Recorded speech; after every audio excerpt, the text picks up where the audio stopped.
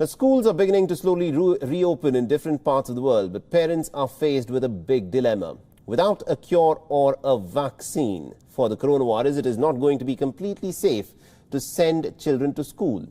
Now, those who have the means can continue with the online mode of education, but for others, this would mean compromising on the academic calendar of their children.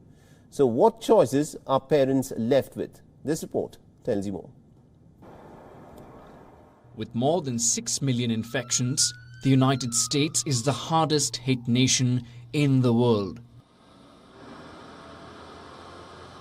Flattening the curve to keep infection rates low is the priority. And in places where the infection rates have been brought under control, schools have started to reopen. But how safe is it to send children to schools? Are schools equipped with the necessary hygiene protocols? Can young children really adhere to social distancing? Yo pienso que no es suficiente lo que van a hacer para que la seguridad, la salud de los niños esté bien.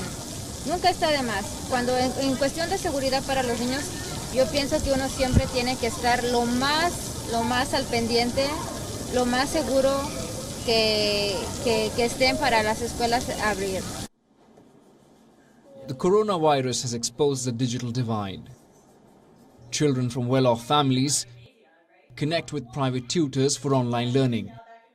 But for the poorer kids, getting laptops and fast-speed internet connections is a luxury that is beyond their means.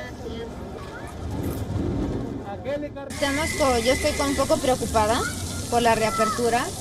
Ya está para el día 10 de septiembre. Ya me enviaron a mí el horario de mi hijo, los días que él va a asistir a la escuela. Pero aún así todavía tengo la preocupación de que se reabran las escuelas. This is the dilemma which the poorer parents are confronted with.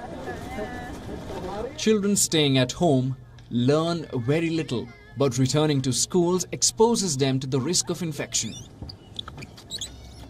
Poor families can't afford health insurance.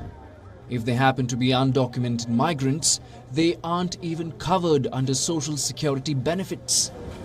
Reopening schools in the United States has become a political issue.